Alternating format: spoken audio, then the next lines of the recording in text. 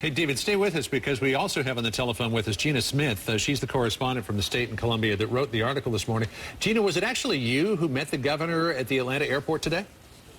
Yes, good morning. Yes, it was me. We had a tip and some other information that we put together and had a hunch that Governor Sanford may be flying into the Atlanta airport. So I jumped in the car last night and drove up to the airport this morning and waited outside of the gate to see if he would get off of the plane that was deboarding from Buenos Aires, and sure enough, wow, there was the governor. Well, that's some good reporter's instinct shoe leather that you employed there. What did the governor tell you about where he was, why he went there, and why he wasn't on the Appalachian Trail like his staff insisted? Right. That's the first question I asked him. I said, we thought you were on the Appalachian Trail. What's going on? And he said, you were correct in what you said, that he said he had thought about going hiking on the Appalachian Trail. He's enjoyed hiking the Appalachian Trail since he was in high school. He told his staff that he was likely going to hike the Appalachian Trail, but then he said last minute he decided to do something more exotic and went to Buenos Aires, where he says he's been 2 times before, most recently about a year and a half ago. He says it was a tough legislative session. As you know, he made a lot of national headlines for his refusal of $700 million in stimulus money. He says it feels great to just go someplace where he's not easily recognizable, where he can people watch, where he can walk around. But wait, Gina, let me ask you about this, though. Can I just ask you about this one part that I mean, look, everybody has a right to go away. I mean, whether or not protocol was breached and he should have, either passed on the duties or let the lieutenant governor where he's going, I'm sure that's going to be asked. But the thing that I think struck a lot of people is that he has 4 kids and a wife. Right. And initially, his wife said, she told the Associated Press she didn't know where he was. Then she said he's just taking some time away from their 4 boys to write something, and then said she wasn't worried.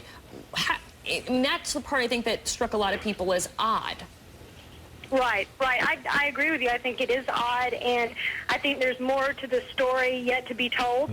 We're working that angle right now, trying to put together some of these pieces and figure out what was going on. I did ask him what he did while he was away. He said he drove along the coast. He says it's a beautiful city. I asked him if he was alone. He said yes, he was alone. I asked him if he stayed in a hotel.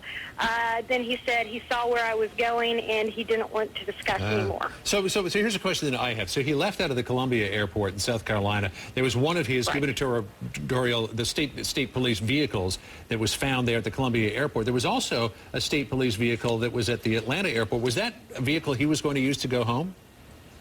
I don't know about a vehicle being at the Atlanta airport. I did ask him, though. I said, Governor, you left out of Columbia on Thursday. Why are you coming back through Atlanta? And he said, well, when I talked to my chief of staff yesterday, he said there was all this media hype, all this media attention, and I thought it would be easier to come through Atlanta.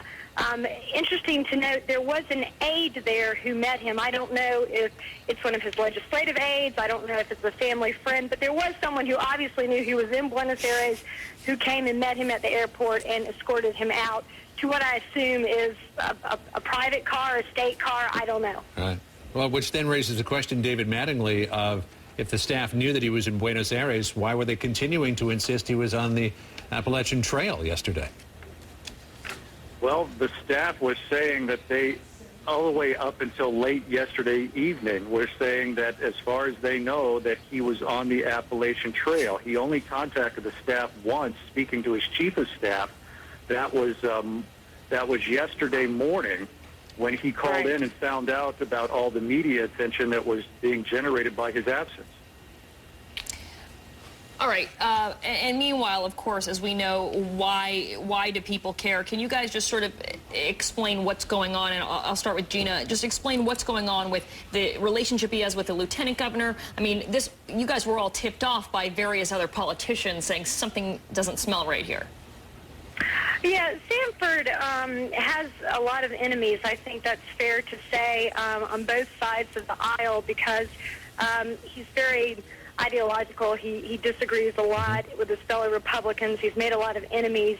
So there definitely are a lot of people who would love to catch him not being where he's supposed to be. Obviously, he's term limited, so we're coming up on 2010 when there's going to be an election. The Lieutenant Governor, Andre Bauer, is one of the contenders for the governor's seat. Right. And, of course, then there's also looming in the distance and some distance away, 2012 presidential election. A lot of people think he might be a contender for that. So the mystery continues to unfold. Gina Smith, David Mattingly, thanks for being with us this morning.